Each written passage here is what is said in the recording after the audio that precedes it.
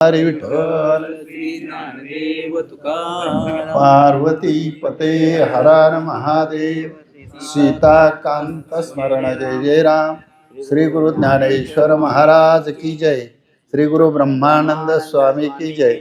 रुक्मिणी रमण गोविंदा ब्रह्मानंदम परम सुखदम केवलम ज्ञानमूर्तिम द्वंद्वातीतं गगन सदृशम तत्वमस्यादिलक्ष्यम् एकम नित्यमिमलवचनं सर्वधी साक्षीभूतं भावातीतं त्रिगुणरहितं सद्गुरुं तन्नमामि. विनायकं गुरुनवमि साक्रे नाम विस्तृतं येषां चरण सान्निध्यात जीवा मुक्ता भवन्ति. साकरे वंशविख्यातं ज्ञानदानपरायणं विनायकं गुरुवंदे भवबंध विमुक्तये. एक सिद्धांत असायत महाराज, होय ना. आता काय पेरक्या बदलला की उगवण सुद्धा बदलते, होय ना. आता हे सगळं जर बोलायचं झालं तर हे स्वानुभवाचं असतं आणि याच्यामध्ये बदलाबदलीचं किंवा ते ठेवण्याचं म्हणजे हे सुद्धा. आणि यातनं काय ऐकायचं तर असा टंक लागला पाहिजे व्रतीचा. आज काय शब्द ऐकायला मिळतो, त्या शब्दाला काय भाव असतो, काय भक्ती असते, काय त्याला संतांचे योगदान मध्ये प्राप्त झालेलं आहे. देवानं त्या शब्दाला किती आपल्या जवळ धरलेलं आहे आणि त्या शब्दावर आमच्या जीवनाचा अंगभूत आधारानं कसा व्यवहार चाललेला आहे.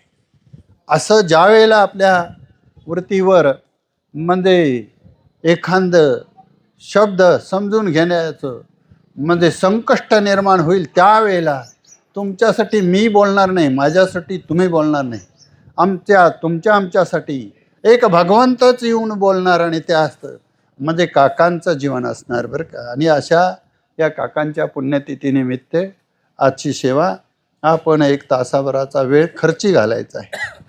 काय सेवेचं माध्यम ठेवायचं आहे तर मध्ये तद्विधी प्रणिपातेन परिप्रश्नेन सेवया उपदेक्षन्ति ते ज्ञानम ज्ञानिना तत्वदर्शिना.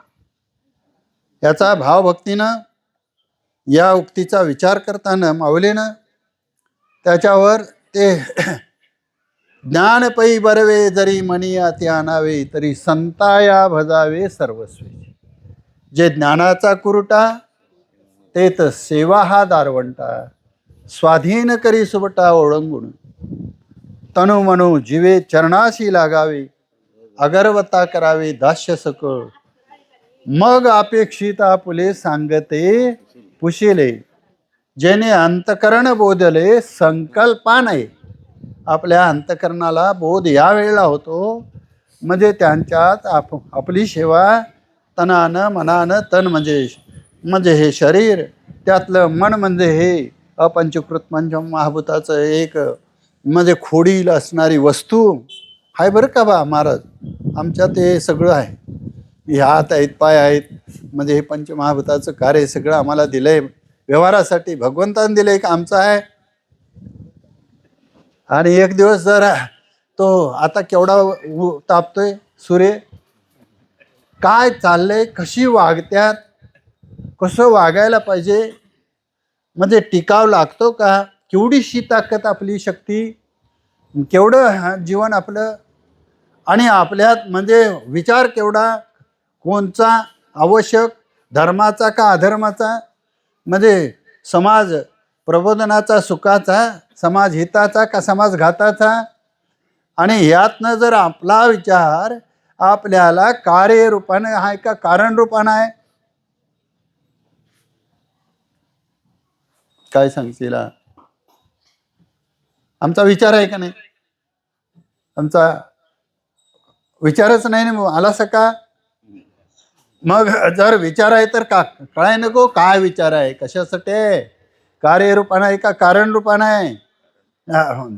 कारण रूपानं जर बीजत्व निर्माण होईत असेल तर पुढे वेल कसला उगवणार आणि त्याचा म्हणजे परिणाम काय होणार, त्याचा गंध काय येणार, त्याला फळं कोणची लागणार, त्याचा समाजाला जर उपयोग आणि समाजाला त्रास असं जर होईत असेल आणि ते कर्माचंच बीज उगावतंय का दुसरं कशाचं उगावतंय? कर्माचंच उगावतं ना. म्हणजे सुखदुःखात काय सांगायचं महाराज. काल एका म्हणजे अशा ह्या माईकवर प्रवासी एक कीर्तन ऐकू आलं बसलेल्या जागेला आणि प्रवचनही ऐकलं. दिनकर महाराज प्रवचनला 8व्यातली ओवी होती. 80 दशा येईल पुढे, मन होईल वेडे, चिंतोनी ठेवी रोकडे आत्मज्ञान.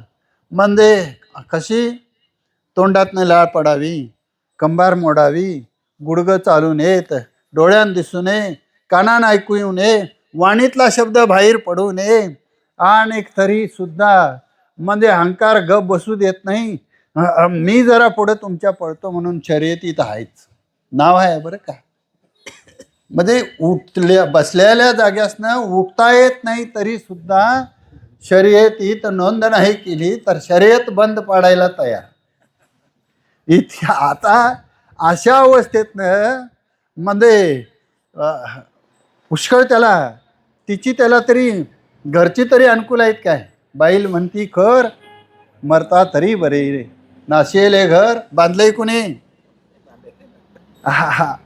बसायला ज्या घरात बांधलेल्या जागा म्हणजे देऊ शकत नाही अशी अवस्था असून सुद्धा ईर्षेवर जर जीवन जगत असेल तर बीज कसला असेल सांगा. फळे कोणची लागतील आणि मग ती खाल्ल्यानंतर आणि पुन्हा काय म्हणजे त्याचा परिणाम राहील. आणि जर आम्ही परिणामाकडे जर बघित नाही तर आमच्या पदरात काय बांधून घेतले आणि मग तो कशाचा परिणाम आहे, केवढं सुख दुःख. आता म्हणजे तुम्ही आजच्यान सुरुवात झाली आहे. आज एसटीचं तिकीट थोडंफार वाढले, 2 रुपये म्हणजे तुमचं म्हणजे कंडक्टर भांडायला लागलं. का भांडायला लागलं? ते बाकीचं तुमचं आहे तसं कार्ड आहे पर 2 रुपये द्यायला पाहिजेत. आता ते कवा लावलंय? आजच लाय. आणि मग तुम्ही आता म्हणलं आम्हाला काय माहिती, तुम्ही तशी समज द्यायला पाहिजे होती आमचं भांडण. आणि माझे 2 रुपये कुठंतरी तुमच्या कपलेश्वरच्या किंवा तुरुंबच्या माणसानं भागवलं कंडक्टरला. मला गारगोटीला सकाळी जायचं होतं आणि ते 2 रुपये दिलं. मग येताना मला ते 2 रुपये कंडक्टरचे आठवण आले. मानकर महाराज मी ते 2 रुपये 500 रुपयाची नोट मोडलीने आधी खिशात घेतली. मी कुणाचंही पैसे आजपर्यंत लांबा झोंबीन ठेवून घेतलेले नाहीत. आता ते ज्याने मला दिला असतील ते माझ्याकडे आल्यात.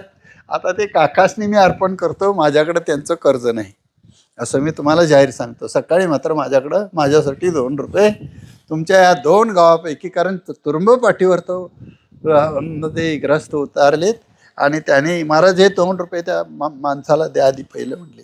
त्याने 2 रुपये दिलं.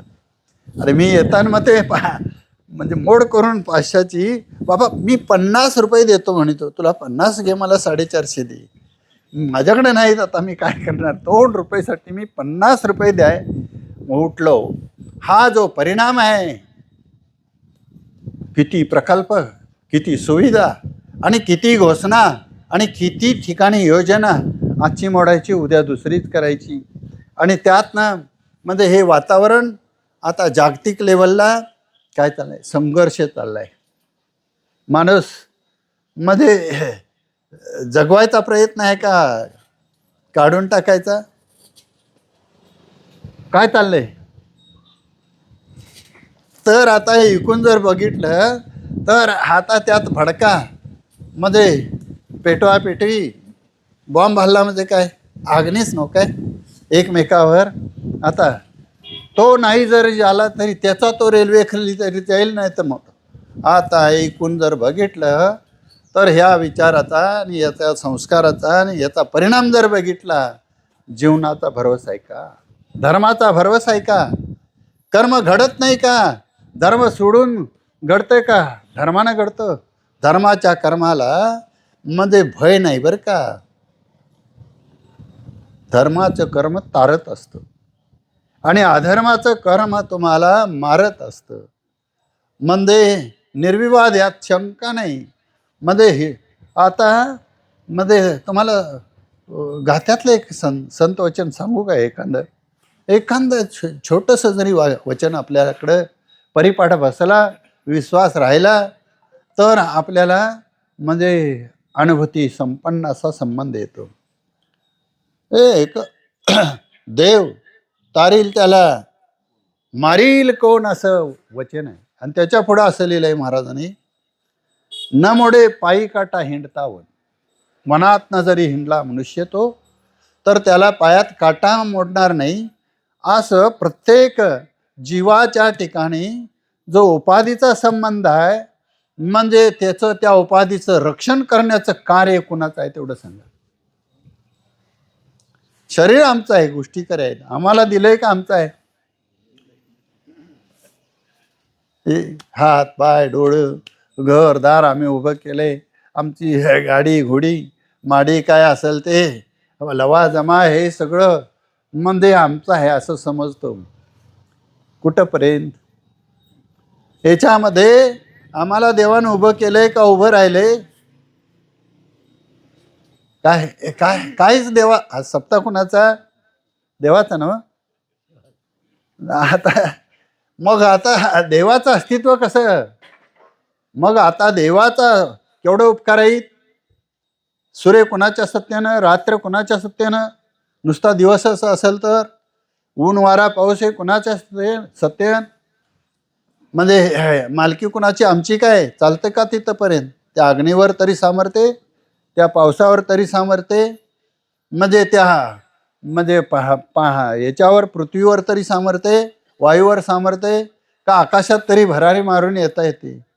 यात सगळ्यांचा जीवनाचा संबंध आहे. त्याला जीवच म्हटलं नाही. वृक्ष वेली म्हणजे किती किती वर्षाचं एक एक वृक्षाचं आयुष्य असेल. हजारो वर्षाचं वृक्ष आहेत बरं का या पृथ्वी तलावर. आणि उगावलं नाही मावळ, उगावलं माळ, असं तृणबीज सुद्धा भरपूर आहे. आता वृक्ष वेली, काही वेली अशा आहेत की म्हणजे अमृतवल्ली सुद्धा आहेत. आणि काही वेली अशा आहेत विष घेऊन मध्ये येणाऱ्या सुद्धा आहेत. काही झाडं अशी आहेत, काही झाडं अशी आहेत, काही प्राणी असे आहेत. काही प्राणी असे आहेत गाईसारखं आहे, कुत्र्यासारखं आहे, म्हणजे काही घोड्यासारखं आहे, काही हत्तीसारखं आहे, काही व्याघ्रासारखं आहे, सर्पासारखं आहे, म्हणजे काही तुमच्या ससाण्यासारखं आहे, होल्यासारखं आहे. म्हणजे हे सगळं जर पशुपक्षी, हे सगळं प्राणी वगैरे, देवदेवता असे आहेत. काही उग्र आहेत, काही सौम्य आहेत, काही नवसाला पावणारे आहेत, म्हणजे काही न बोलणारे आहेत, काही बोलणारे आहेत. म्हणजे हे देवदेवताच आहे.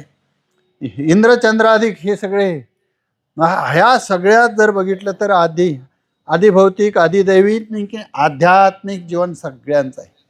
जीवन आध्यात्मिक आहे का आधिभौतिक आहे? आधिभौतिक आध्यात्मिक आहे का आधिदैविक आहे? या एकमेकाची जीवनाला पूरक उपकारक घटना आहे. म्हणजे घर बांधायचं झालं तर माती पाहिजे, माती पाहिजे. आणि तुम्हाला काहीतरी ऊस लावायचं झालं तर पाणी पाहिजे. तुम्हाला काहीतरी शिजवून खायचं, भाजून खायचं झालं तर अग्नी पाहिजे. आणि काहीतरी आता जर हे उकाडा जर आज काय सगळ्या घरदारामध्ये काय तुमचं फॅन पंखा वगैरे, काय वारं कुठं तरी, म्हणजे कोणत्या हवेपेक्षा सामान्य झाडाच्या सावलीला बसून बघा, तुमचा म्हणजे सुखाचा अनुभव येईल. मग देवाच्या घरचा आहे ते. असं एकूण हे साधन सामुग्री आपल्या उपयोगी, हे उपकारक आहे का नाही? आज कुणाचा उपकार कुणावर आहे? देवाचा उपकार आमच्यावर आहे का आमचा उपकार देवावर आहे? का संतांचा उपकार आमच्यावर आहे का देवावर आहे? संत झालेच नसते तर, देवच नुसता असता तर कवा बोललाय कुणाबरोबर? एखाद्यानं नाही बोलला असाल तर देव आहे का भूत आहे ते? आता काय चमत्कार आहे तानाजी, तुम्हाला हे लवकर पटेल. आता या 2-4 दिवसाच्या पेपरमध्ये पूर्वी 18 साली 1836 किंवा 33 असं काहीतरी साल आहे, ते पेपरला सालासकट आहे. तर सरकारतर्फे भूत काढायचा म्हणजे प्रयोग चालू होता आणि ₹1.5 त्याची मजुरी होती आणि सरकार इन्कम करीत की 10-7 भूत काढली की 7 दीड 10.5 ₹10.5 दिवसाला मिळालं तर त्या ₹10.5 कमाई होती. आता कोणत्या बाजून GST कशी असेल, सरकार केव्हापासून आणि कसं, पर त्यातल्या त्यात जर पाठीमागले लोक बघितले तर जनतेला केवढं पेलतं. आणि इतिहास जर बघितला आणि कुठंतरी एखादे पाहावे पुराणे विचारुणी असं म्हणजे 4वेदी जाण 6 शास्त्री कारण 18 पुराण हरिशी गाती, काही पुराण मतवाद्याचं जर मत बघितलं तर एका राजानं एका पक्षाच्या मोबदल्यात आपला पाय कापून सुद्धा दिलायने त्याची सोडवणूक करून घेतली. अशा पद्धतीचं राज्य चालत होतं, अशा पद्धतीचे जनतेचं संरक्षण होतं. आणि आता जर तुम्ही बघितलंसा ऐकलंसा तर आता अजून तुमच्यावर आता काय केवढं बी येतं आहे काय, मी भविष्यातलं बोलणार नाही कारण काय होईल हे मला माहिती नाही, मी असल नसल, हा भाग दुय्यम आहे. पुढचा काळ ठरवेल काय काय घडतंय ते. आणि तुमच्या आमच्या समोरनं ती रेल्वे जाणारच आहे. कोण तिथं उभा असेल त्याला ते दृश्य दिसणारच आहे. आणि एकूण जर बघितलं तर आपल्या जीवनाचा संबंध म्हणजे भूतकाळामध्ये पोचलाय.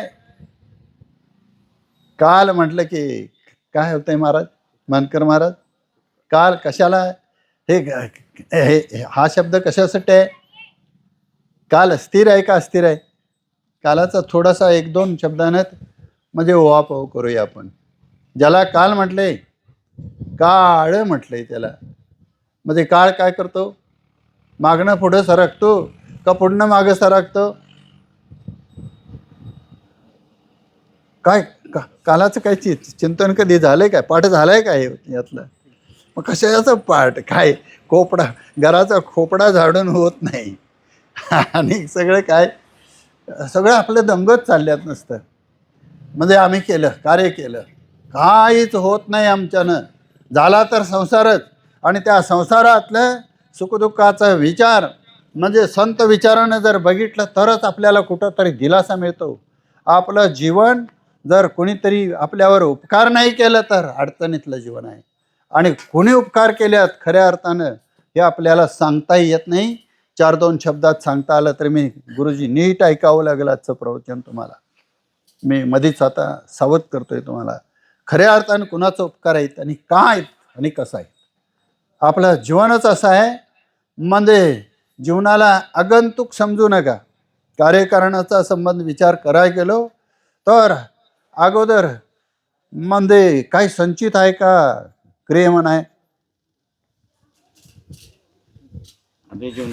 जीवन अखंड या विश्वामध्ये जे जीव आहेत, मी कुठं न कुठं गेलोय, यक्ष राक्षस भूत पिशाचे इंद्र चंद्राधिक मध्ये देव दानव मानव जलचर भूचर हे वृक्षवेलीपर्यंत सुद्धा सांगितले.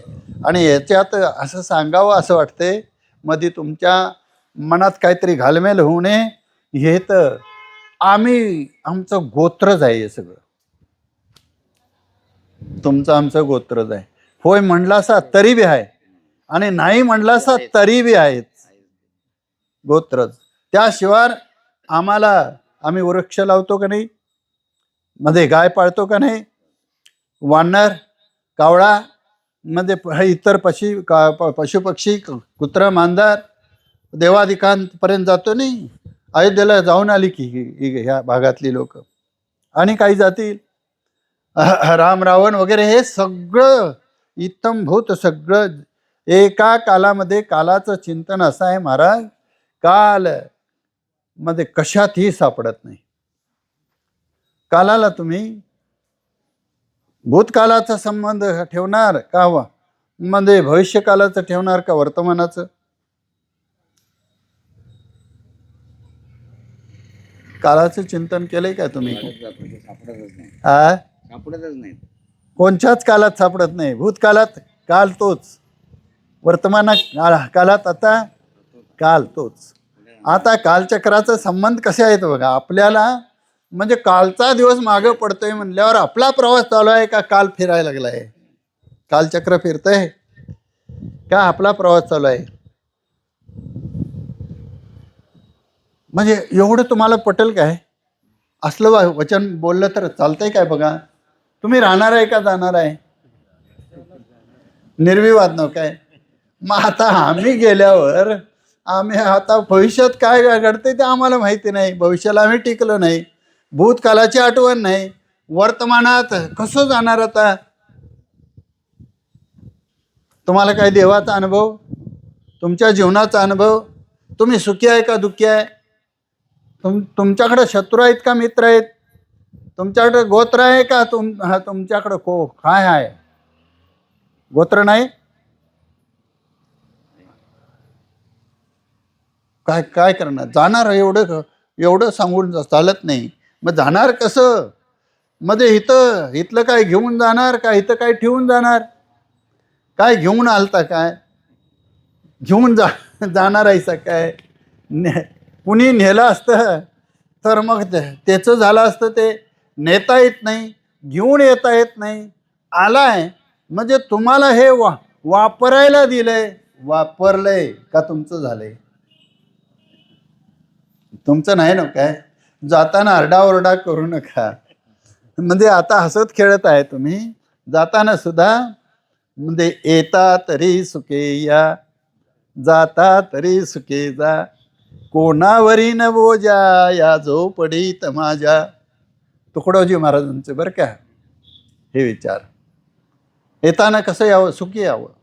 आईला रडवून, गावाला रडवून, संकष्टात. बघा एखादं पोरग कसं जन्माला येते, बघा एखादं रॉप कसं उगवत आहे, बघा एखादं वासरू कसं निर्माण होतंय, बघा बघा सगळं हे लक्षण ध्यानी मनी धरा. आपल्याला काहीच अजून वरतीवर ठरत नाही महाराज. पैसा मोजायचा, पैसा नसला तर पैसा हुडकायचा, तो कुठं मिळतोय बघित फिरायचं. पैसा म्हणजे जीवन, पैसा राजा, पैसा राणी, पैसा नोकरदासी, जिस हात में पैसा नाही तो उसका चढवता फाशी. गोष्टी खऱ्या आहेत, पण पैसा म्हणजे जीवन. काय करायचा तो? काय करा? खरोखर मी सकाळी 50 रुपये द्या उठलो तो, खरं त्यानं ती नोट घेतली नाही. कशासाठी? 2 रुपयासाठी. बाबा 50 रुपये घे, कर तू बोलू नको. आणि मी देतोय तुम्हाला, माझ्याकडे लय पैसे आहेत असं नाही. वेळ प्रसंगी कोणी बी म्हणजे अनेक प्रसंग बघितला असतील लोकांनी, मी देतोय सुद्धा. म्हणजे पैशासाठी मात्र मी फिरत नाही आणि फिरणारही नाही. आणि पैशाची गरज नाही असं मात्र नाही, मानू नका असं. मी सुद्धा पैशासाठी माझ्या स्वधर्माच्या क्रियेचा संबंध ठेवून दिवस रात्र कामाला येतील. तिने जर नाही ते मुठीत तण गोळा केलं आणि भारूड दुसरंच लावलं तर मला तुमच्याकडे एक दिवस बोलवा. तुम्हाला 100 रुपये देत असतील कोण, तर मला 80च द्या. दिवसभर मी तुमच्याबरोबर काम करणार म्हणलं. कोण बोलवीत नाही आणि कुठं गेलो तर मी 2 रुपये कोणाचं घेऊन येत नाही. मदत करतोय अजून लोकांनी. काय बी कोणी कुणाचं पडला जडलं उचललं, अशाही वेळेला मी आत्तापर्यंत लोकांनी हातभार लावला आहे. आता हे एकूण जर बघितलं तर हे सहानुभूतीचं जीवन आहे. एकमेकाचं भांडवल हे भगवंताचं प्रपंच रूपानं म्हणजे आम्हाला त्यानं वापराय दिले, होय ना? दिलंय ना. आता हे इथंच ठेवून जायचं आहे. आणि जादा ह्यात कुणाचं उपकार आहेत हे सपतं. आयुष्य संपलं की हे पडतं. हे नेता बी येत नाही आणि कोणाला उसणं पासणं किंवा दान बी करता येत नाही. जर नेता येत नाही आणि देता येत नाही, मग रेल्वे तरी का खाली जाता तुम्ही? घर सोडून तरी का जाता? धर्म सोडून तरी का जाता? आज पोरं सोडून जर आई बाप जायला लागले असतील तर याच्यापेक्षा आणि दयनीय अवस्था कोणची? धर्माचं जीवन, बंधनाचं जीवन चांगलं का खुलं जीवन चांगलं? बैलाला येसन नाही ती बरी. मग धर्माचं बंधन पाहिजे. धर्म प्रत्येकाला लागू आहे आणि आपल्या धर्माचा कर्माचा संबंध ठेवून मर्यादेतलं जीवन भगवंत स्वीकारतो. मर्यादेचे उल्लंघन झालं की ह्याला एखाद्या इतिहासातले उदाहरणं देऊया आणि जाणून घेऊया. इथं बरंचसंच बोलायला वेळ माझा फुकट जाईल. मला काकांच्या पशी जाऊन म्हणजे संतांचं जीवन कसं आहे, कारण विधान काय आहे तानाजी, विधान काय आजच्या प्रवचनाचं माध्यम काय आहे? हा, ते झालं की नाही, तुमचा बोर्ड आहे तो गोरोबा काकांची पुण्यतिथी, पर त्याच्यासाठी म्हणजे घोषवाक्य काय ठेवलंय? तद्विधी प्रणिपातेन, भगवंत गीतेमधला 4थ्या अध्यायातला 34वा श्लोक आहे तो. मध्ये भगवान श्रीकृष्णाच्या उक्तीतनं जो निद्रिताचा गुरु तो सोये सर्वेश्वर प्रत्यक्ष अनुवादला, ते थारू म्हणे जे देवी जैसे का स्वरूप तुझे, तैसे हे नित्य नूतन देखीचे गीता तत्व.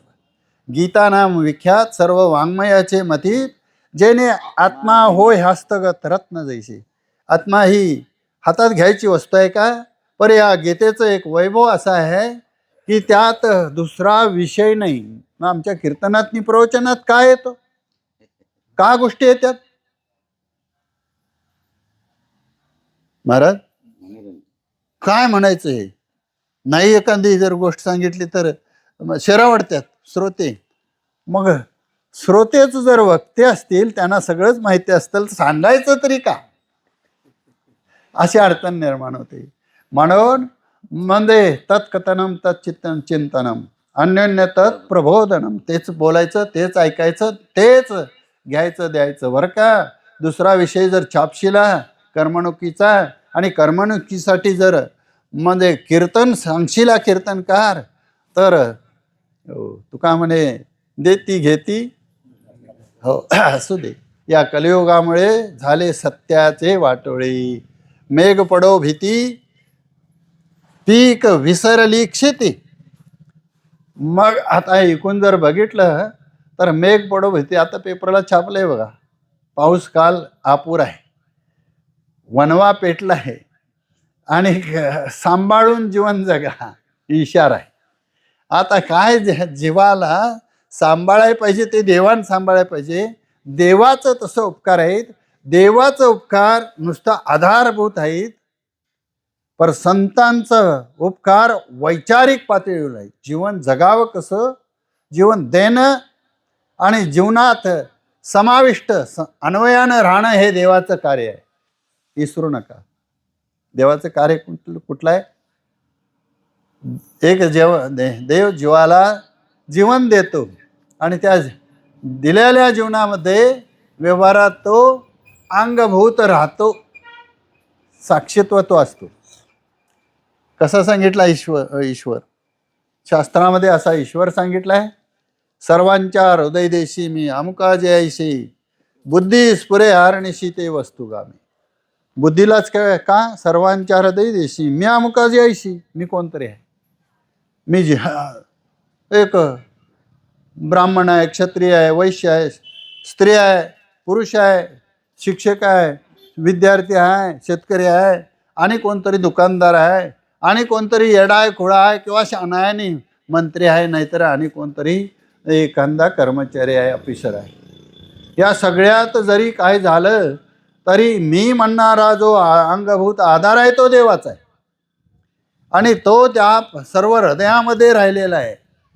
आणि त्यानं चोरी केली तर चोरीची साक्ष देवाकडेच आहे, आणि त्यानं दान दिलं तर दानाची साक्ष देवाकडेच आहे. आमचं लिस्ट मात्र या भिंतीवर लागतंय, एवढं दिलं महाराजनं. द्या नावासाठी आहे का दिल्याला माहिती नाही, कुणाला दिलंय ते देवाला कळत नाही, सांगावं लागतं, मागावं लागतं. आईला लेकराची भूक कळते, कसावीस होते. आणि जर भक्ताचं जीवन देवाला कळत नसेल तर काय म्हणून तिच्या सप्ता तरी घालता, त्याला देव तरी म्हणता. देव असा आहे, तुमच्या सप्त्यात बी आहेच, सप्ताह केलासा तरी बी आहेत, तुमच्या भांडणात सुद्धा तुमच्याबरोबर तुमचा म्हणजे ईश्वर आहे बरं का. त्या भागवतामध्ये असं लिहिलं आहे, खरं आहे, नाताने त्याच्या अक्षर खर्च केल्यात. मग तया येऊनी भांडण पडे, तेही त्यांना करणे असे घडे. पै त्या भांडणातही मागे पुढे काय मी असे मागं पुढे येतो भगवंत. नुसता त्याच्या भक्त आहे म्हणून त्याच्याकडे नाही, तो अभक्त आहे आणि भांडायला आलाय त्याच्यात बी तोच आहे आणि याच्यात बी तोच आहे. कुणाला कुणी मारायचं, कुणाची कुणी निंदा करायची, आणि कुणाला कुणी मारायचं, कुणाची कुणी निंदा करायची, हे कार्य देवानं सांगितलंय काय? हे देवानं सांगितलं नाही, हे कार्य संतांनी सांगितलंय.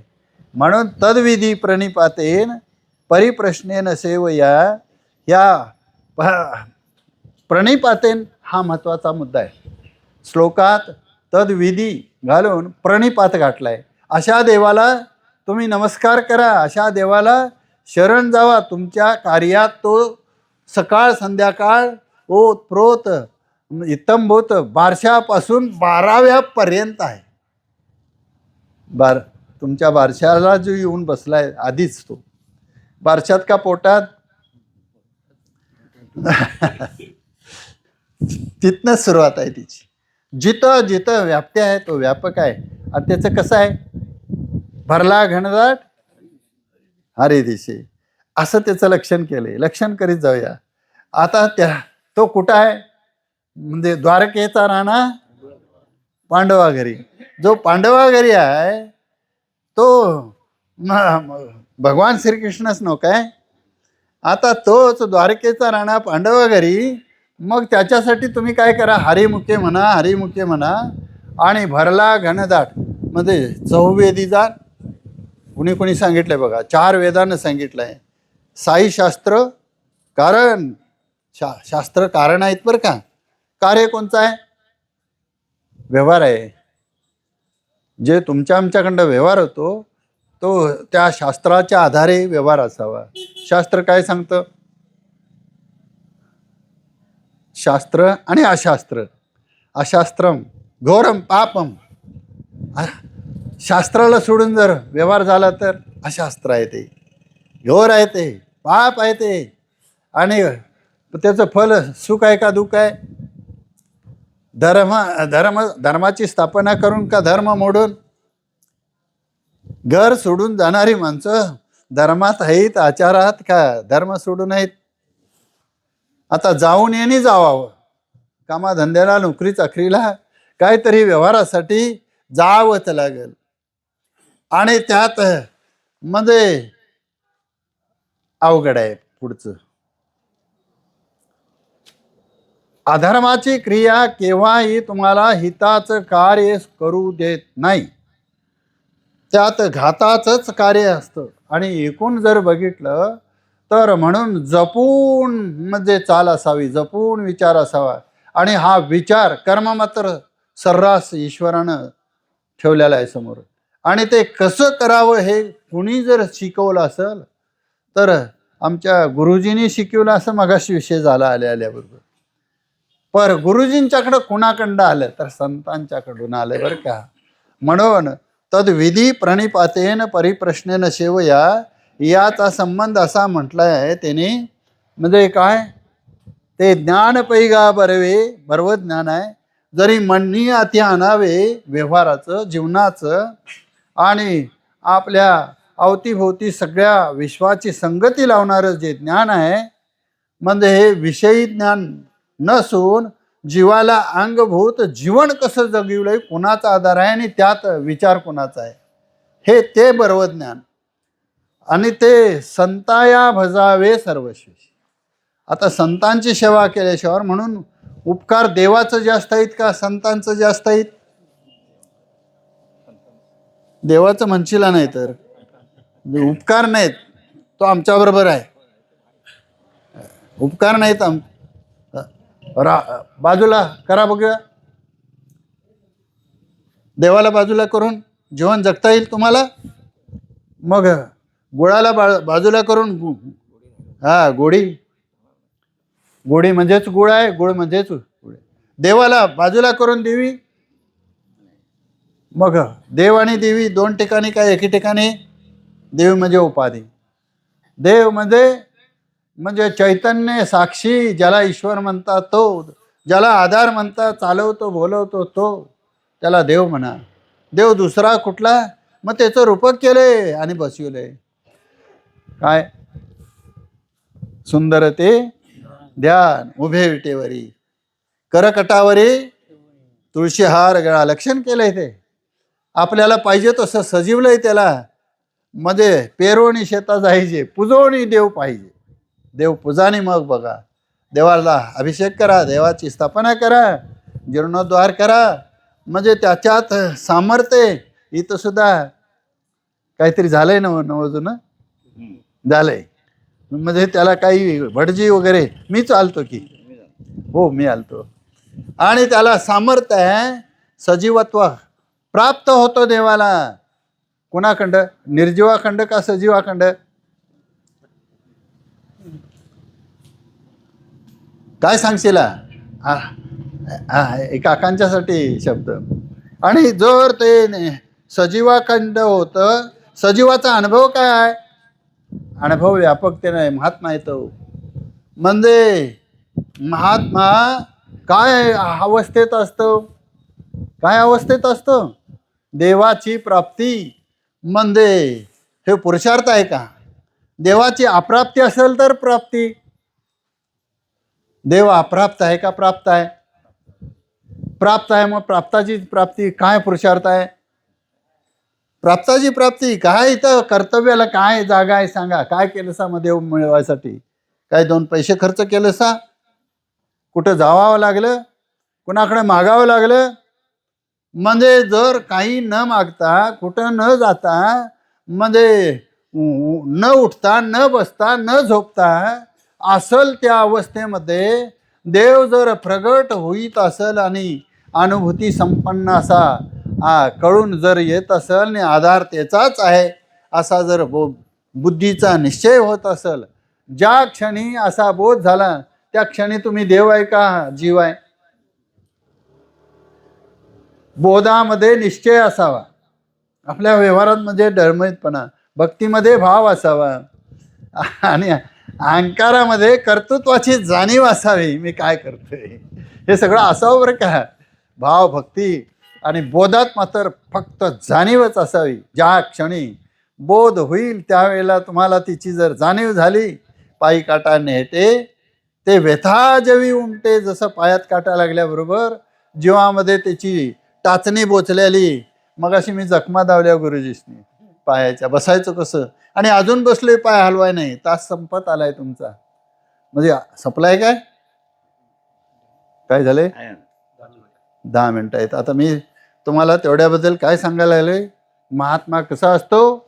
देवाचा अनुभूती संपन्न त्याच्याकडे का तयार झालोय आणि त्यांना संत का म्हटले आणि त्यांच्या उपकारानं आम्हाला हे सगळं म्हणजे जीवन जर जगलं तर निश्चित स्वरूपानं देवाची अप्राप्ती नाही तर प्राप्तीच आहे. आणि म्हणून त्यांच्या बोधामधला जो भाग आहे तो देवाचा आविष्कार आहे. त्यांचं पाहणं देवाचा अनुभव बाहेर पडतो. आमचं पाहणं बघा, भोगाचं डोळं कसं आहे आमचं? हे ज्या ज्या इंद्रियातनं बाहेर वृत्ती जाईल त्या त्या इंद्रियातनं कोणी एके अवसरी रेगुणी नेत्राच्या द्वारी मग रूपाच्या डोंगरी सैरा हिंडे ही आपली वृत्ती जाते बरं का. मध्ये मध्ये आणि असं का झालं? आपली विस्मृती, आपणाची होणी प्रकृती सारी का गमुनी पुढती तेशीच भजे. प्रकृतीचा पण झालाय. प्रकृतीला इंद्रिय जोडल्यात, इंद्रियाला विषय जोडल्यात. विषयाचं फल बाह्य देशात आहे, वृत्ती अंतर्मनात आहे, निर्माण झालेली बुद्धीत आहे. आणि ती वृत्ती एखाद्या वेळेला डोळ्याच्या आधारे दृश्यापर्यंत जाते. ती वृत्ती एखाद्या वेळेला कानाच्या आधारे शब्दापर्यंत जाते. ती वृत्ती एखाद्या त्वगेंद्रियाच्या आधारे स्पर्शापर्यंत जाते. म्हणजे कुठं पायाला खडं बसतात म्हणजे असं होतं. म्हणजे एकूण त्या शब्द, स्पर्श, रूप आणि रस आणि गंध किती प्रकारचे भोग आहेत? 5 प्रकारचे भोग आहेत. इंद्रिय किती प्रकारचे आहेत? 5 प्रकारची ज्ञानेंद्रिय आहेत आणि 5 प्रकारची कर्मेंद्रिय आहेत. म्हणजे कर्मेंद्रिय कशाला? त्या भोगापर्यंत पोचवायला. ज्ञानेंद्रिय कशाला? भोग ओळखायला. काय यात सांगायचं? वांजेची आले का कैशी जन्मपत्रिका, नभी निळी भूमिका के कल्पुपा. वांजेच्या पोराची कथा किती सांगित बसायचं. ती बाई वांज आणि तिला पोरग आणि तिची जन्मपत्रिका. भटाकडे जाऊन त्याला दक्षिणा देऊन काय त्यानं मंगळ मांडायचा, कितू मांडायचा का, गुरु मांडायचा का, काय मांडायचा? पोरगच नाही त्याचं. नावरस नाव तरी काय ठेवायचं आणि बारसं तरी काय घालायचं आहे. एकूण जर बघितला, प्रपंच ओसरो चित्त तुझे पायी मुरो, ऐशे करिगा पांडुरंगा शुद्ध रंग वावे रंगा. पुरे पुरे आता नको दुजियाची सत्ता, लटके ते फेडा तुका म्हणेच आहे पिढा. एकूण जर बघितलं तर यातलं माग कधी येईल वरती विषयात गेलेली शनिमा बघत्यालं, फोन बघत्यालं आता किती वाया गेलेले असतील. कधी त्यांचं जरा फोटो छापा की ते बघितच नाही जा. बघा बघा, मी एक इथं वचन वापरतो म्हणजे सगळे हे मायबाप आहेत आणि समजून घ्या. डोळं माणसाचं आणि नजर कावळ्याची हे चालतं का सांगा? नाही चालत. डोळं म्हणून माणसाच्या पायान, माणसाच्या हातान, माणसाच्या डोळ्यान, माणसाच्या वाणीन, माणसाच्या रूपान म्हणजे माणसाच्या व्यवहारान माणूस म्हणून जर जगल तर त्या वेळेला त्याला माणूस म्हणता नाही. नाहीतर काय थोडी. महाराजांनी म्हटले, आम्ही नाही. म्हणजे कुत्री मांजरं नाहीत काय? मग एकूण जर बघितलं तर यात माणूस म्हणून जर शरीर माणसाचं आहे तर माणसाचा धर्म माणसानं टिकवून ठेवला. आणि जर संत चरणावर आपलं जीवन अर्पण केलं तर जो संतांचा अनुभव तो आमचा अनुभव. बरं का, जो काकांचा, महाराजांचा, निळोबारायांचा, ज्ञानोबाचा जो अनुभव आहे तो आमचा अनुभव आहे. त्यांचा अनुभव काय आहे?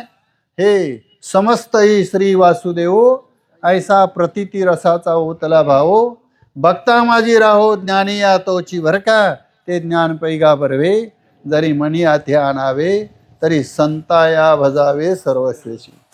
म्हणजे ते ज्ञान असं आहे, अंगभूत आहे. काय वेळ आहे काय? 5 मिनिटं अजून आहे 5 मिनिटं. 5 मिनिटं म्हणले की तुमची 5 मिनिटं आणि माझी 5 मिनिटं. 10 मिनिटं पर ते उद्वेग होतो. तर याचा संबंध असा आहे, देवाला कुठनं आणावं लागत नाही. संतांचा अनुभव असा आहे. यातला दुहेरी भाग सांगतो मी तुम्हाला. पेलेल इतकं सामान्य शब्द योजना करावी लागते. सगळं तुम्हाकडं सांगा येताना म्हणजे हे काढून वाचून येऊन चालत नसतं. ह्याचं भांडवल आहे आणि ते आपल्या अंगभूत आहे. त्यावर धंदा चालतो. केव्हा बी काही धंदेवाले आहेत का नाही, त्यांचं भाग भांडवल असतं आणि त्या भाग भांडवलावर धंदा त्यांना आपला हेतू असेल तो साध्य करून घ्यावा लागतो. असं म्हणून तुमची 5 मिनिटं आणि माझी 5 मिनिटं. मी आधी तुम्हाला असं सांगतो, एक ज्ञानेश्वरी हा ग्रंथ असा आहे, जगाच्या पाठीवर अशा पद्धतीचा विचार दुसरीकडे नाही. पुन्हा असा विचार होऊ शकत नाही. इत्थंभूत याची जी काही अवस्था आहे, 18 अध्याय 18 पर्व भारत आहे. म्हणजे गीतेचं सुद्धा 18 अध्याय आहेत आणि या महाभारतातला हा विचार गीतारूपानं अचूक मध्ये बाहेर काढून माऊलीनं त्यावर विश्वविस्तार मांडलेला आहे आणि तो अखंड विश्वाला पूरक असणारा व्यवहार आहे. आज तुम्ही आम्ही असं नाही की आमच्या हिंदुस्थानापुरतं आणि एक हितोचे नीतिमूल्ये, तर अखंड जगाच्या पाठीवसुद्धा हा विचार पूरक आहे बरं का, आणि तो गरजेचा आहे. आणि आपल्याकडं हे केवढंसं योगदान या एखाद्या तासात, एखाद्या 7 दिवसाच्या या पर्वामध्ये म्हणजे आपण हेचं एकदा, त्याचं एकदा, इथं एकदा, तिथं एकदा, त्यात आणि वेळ झाला घड्याळाकडे बघून, पोटाकडे बघून, पाकिटाकडे बघून, लोकांच्या हाताकडे बघून, काय देतोय का तसंच घालवतोय म्हणजे हे सगळं का नाही. फक्त आधी अर्जुनाच्या समजुतीसाठी एक वचन सांगितलंय ते सांगतो. कोणी सांगितलंय? भगवंतानं सांगितलंय. असं सांगितलंय, लाकडामध्ये अग्नी आहे का नाही? आधी दृष्टांत दिलाय, होय ना. लाकडामध्ये अग्नी आहे. सुप्तावस्थेत का प्रगट आहे? म्हणून लाकूड ही व्यवहार झालाय का नाही?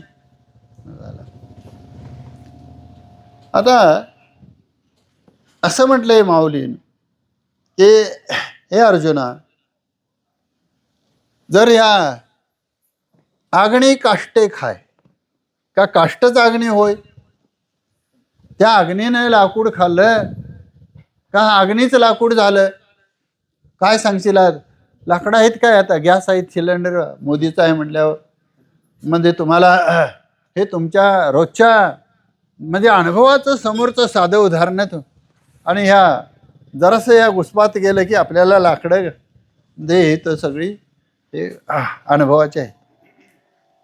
आता अग्नीनं लाकडाला खाले, लाकूडच अग्नी झालंय. काय सांगशील? लाकूडच अग्नी झालंय. म्हणजे आता ज्या वेळेला अग्नी लाकूड झाले, त्या लाकूड राहिले का अग्नी झाले? अग्नी झाले, लाकूड झाले. तैसे मरते मारते पाहे स्वरूप माझे. का अग्नी लाकूड होय का? लाकूडच अग्नी खाय. अग्नीन लाकूड खाल्लं का लाकूडच अग्नी झालं? काय सांगता येईल? मग ह्यातलं मरणारं कोणचं आणि मारणारं कोणचं? मरते आणि मारिते पाही स्वरूप माझे. मारणारा मीच आहे. नाही, मरणारा सुद्धा देव म्हणते मरणारा मी आहे, मारणारा मी आहे. आणि आम्ही म्हणतो हे माझं आहे. आणि मेलं की क्या करते? काय केवढी लवा जमाव, त्याला ह्याला कळवा, त्याला कळवा. मी असं सांगून जातो, कुणाला कळवू नका. आधी सांगितलंय भरतला, काय कोणाला कळवू नको रे बाबा, लय वाढवू नको, काय वडा ताण करू नको, लय वेळ ठेवू नको. रात्रीचं झालं तर सुज्ञपणा पाळ. काय एकटंच घर आहे, ठेवा तसंच जपून. सकाळच्या पारी मध्ये कोणाला तरी तुमच्या गोत्रातल्याला बलवा. सरते शेवटी काय ह्याचं काय? तुका म्हणे शे की स्मशान तेवरी संबंध गोवरी आगी सगळे. आता जर त्या गोवऱ्या आणि लाकडं हे जर असेल तर ह्याचा उपयोग काय करून घेतला आम्ही आतापर्यंत? मग असं जर हे आहे, मरते मारते हा देव आहे, मग तो लोकाचा आहे का आपला आहे? तो देव कुणाचा? आणि इथं तर महाराजांनी हार गटकेला सांगितले, आपुला तो एक. मग देव तो करून कसा घ्यायचा?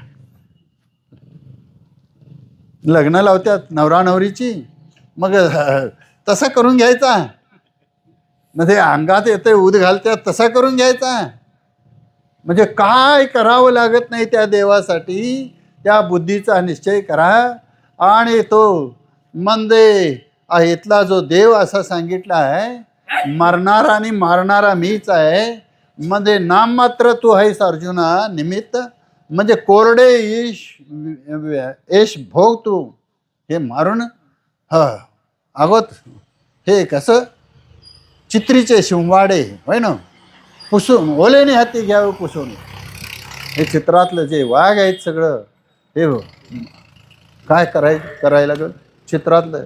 तसं हे कौरव पांडवांचं युद्ध आहे. आणि हे ओल्या हातानं ते चित्र पुसून घ्यावं. तसं तू नुसता उभा राहा, तुझा धर्म आहे. धर्म चालवायचं हे काम माझं आहे. पायकू पाठीशी गाठला आपण पुढा राहिला.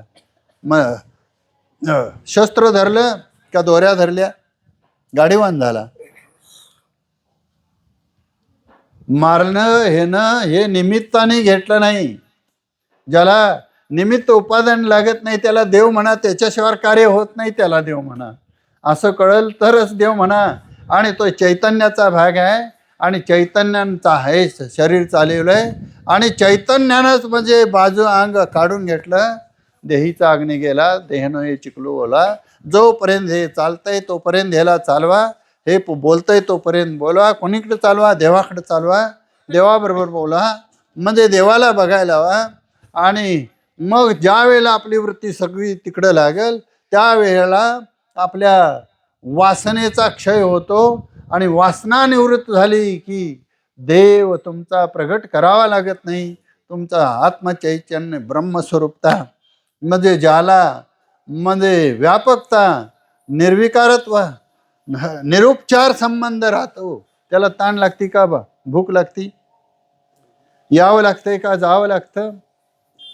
म्हणजे त्याच्यात जाणीव आहे का नेणीव आहे? त्याला भगवंत म्हणा. जाणीव नेणीव भगवंती नाही. आता ह्याच्याबद्दल माझ्या आणि 5 मिनटं सांगायची झाली तर निर्विकारत्व ते कसं आहे, म्हणजे आरोप रूपानं ते कसं आहे आणि व रूपानं प्रगट कसं आहे हे सांगायला वेळ पुढे जातो. आणि म्हणून म्हणजे आरोपाला रूप आहे का रूपाला आरोप आहे अशी संज्ञा आहे. आम्हाला रूपाचा देव दिसतो का आरोपाचा म्हणजे दिसतो?